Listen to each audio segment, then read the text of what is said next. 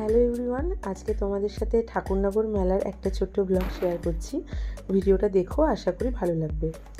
এই বছর আমি ঠাকুরনগর মেলা শুরু হওয়ার কিছুটা আগেই চলে গিয়েছিলাম তোমাদের সাথে ব্লগটা শেয়ার করব বলে। স্নানযাত্রা কিন্তু আজকে, কিন্তু আমি দুদিন আগেই গিয়েছিলাম। তো এটা বারুণীর মেলা নামে পরিচিত ঠাকুরনগরে, তোমরা অনেকেই জানো। আমি এই বছর নিয়ে 2 বছর যাচ্ছি। তো এই মেলা নিয়ে তোমাদের সাথে কিছু কথা আজকে বলবো।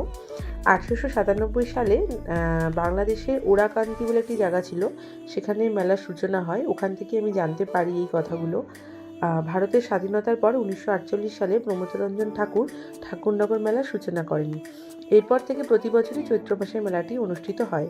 তবে করোনা যখন হয়েছিল, সেই করোনা মহামারীর কারণে 2020 সালে মেলাটি স্থগিত করা হয় এবং 2021 সালে পুনরায় আবার মেলাটি হয়েছিল। তো ঠাকুরনগরে মতুয়া আদর্শ হিন্দুদের মহামেলা হয়, এটা তোমরা সবাই জানো।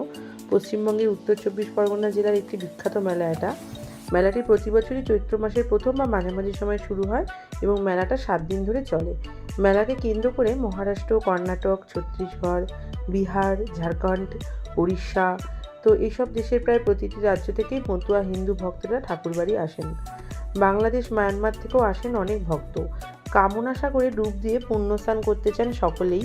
প্রতি বছর হরিচাঁদ ঠাকুরের জন্মতিথি মধুকৃষ্ণ ত্রয়োদশীতে পুণ্যস্নানের মাধ্যমে এই মেলা শুরু হয়। মধুকৃষ্ণ ত্রয়োদশীতে পুণ্যস্নানের পুণ্যতিথি ভক্তরা কামনা সাগরে ডুব দেয়, কারণ তারা মনে করেন এই তিথিতে তারা স্নান করলে নাকি মনের কামনা পূরণ হয়। তোমরা দেখতে পাচ্ছ এখানে যে পুকুরটা রয়েছে, এটাই কিন্তু কামনা সাগর। এখানে গিয়ে আমি শুনতে পারি, এখানে যারা প্রতিবেশী বা এখানে যারা মানুষরা রয়েছেন, তারাই বলল যে এই কামনা সাগরে ডুব দিয়ে বলে যা চায় সেই কামনা, মানে মনের কামনা বলে পূর্ণ হয়। তো যাই হোক, বিশ্বাসে মিলায় বস্তু তর্কে বহুদূর কথায় আছে। যারা বিশ্বাস করেন তারা অবশ্যই পান। অবশ্যই আমি তাদের এই মত এবং তাদের এই ভাবনাকে শ্রদ্ধা করি। তো যাই হোক, ভীষণই ভালো লাগলো। প্রত্যেক বছর যাওয়া হয় না, 2 বছর ধরেই যাচ্ছি আমি। গত বছর গিয়েছিলাম আর এই বছর গেছি। পুরো একটা ভিন্ন ধরনের মেলা, খুবই ভালো লাগলো। তাদের ভগবানের প্রতি শ্রদ্ধা, ভালোবাসা, এবং তারা যেইভাবে এই যে দেখছো এরকম বিভিন্ন ধরনের বাদ্যযন্ত্র বাজিয়ে যে তারা যায় একটা এরকম র্যালি করে, ভীষণই ভালো লাগলো। আর এইখানে দেখো সবাই ধুলোতে গড়াগড়ি করে কিভাবে তাদের ভগবানকে ডাকছে। যাই হোক, এইসব দেখার পর প্রচণ্ডই গরম লেগে গেছিলো। একটু কুলপি খেলাম। গ্রামের জায়গাগুলোতে গেলে ভীষণই ভালো লাগে, ছোটোবেলার কথাগুলো মনে পড়ে। আর মেলায় গেলে মটকা মালাই, কুলপি এগুলো তো খাবোই। একটা পিওর মটকা মালাইয়ের স্বাদ পেলাম বহু বছর পর। আমাদের এসব জায়গায় তো পাওয়াই যায় না, এতটা ন্যাচারাল, খুব ভালো ছিল, কী বলবো। যাই হোক, তারপরে একটা ভেজ মোমো খেয়েছিলাম।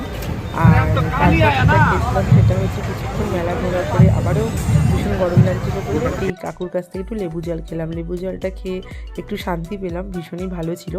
মেলা পুরোপুরি শুরু হয়ে গেছিলো, কিন্তু অনেক দোকানই গোছাচ্ছিল কাকুরা। তা যেসব দোকানগুলো মোটামুটি গোছানো হয়ে গেছিলো তারই কিছু ভিডিও ক্লিপ নিয়েছি। এখানে প্রচুর ঠাকুরের জিনিসপত্রের দোকান রয়েছে, দেখতেই পাচ্ছ, প্রচুর মূর্তি। তো খুব ভালো লাগছিল জায়গাটায় গিয়ে। এখানে কত বাঁশির কি সুন্দর সুন্দর দোকান। এখানে গৃহস্থালির প্রচুর জিনিস, অসাধারণ অসাধারণ সব কাপ, প্লেট, ডিশ, বোতল, বিভিন্ন ধরনের গৃহস্থালির সব জিনিস ছিল। তারপর এখান থেকে গিয়ে একটা কাকুর কাছ থেকে একটু তরমুজের জুস খেলাম, ভীষণ ভালো ছিল। অনেক দোকান নতুন নতুন দেখলাম মেলাতে গিয়ে। আর এই মেলাতে বেশিরভাগটাই নিরামিষ দোকানই ছিল বেশিরভাগ, কারণ ঠাকুরের স্থানগুলোতে তাই থাকে। আর এখানে গিয়ে জানতে পারলাম যে মোটামুটি বৃহস্পতিবার, মানে আজকে সকালে স্নানযাত্রার যে পর্বটা সেটা আজকেই হবে। আমরা 2 দিন আগে গিয়েছিলাম, তো সব দোকানগুলো গোছানো হচ্ছিল। লাস্টে তরমুজের রসকে একটুখানি ফুচকা খেলাম, ফুচকাটাও ভীষণ ভালো ছিল। তো তোমরা সবাই ঠাকুরনগর মেলায় যাও, ভীষণ ভালো লাগবে। ভিডিওটা ভালো লাগলে একটা লাইক, কমেন্ট, শেয়ার করো। আজকে টাটা, আবার দেখা হবে, টাটা।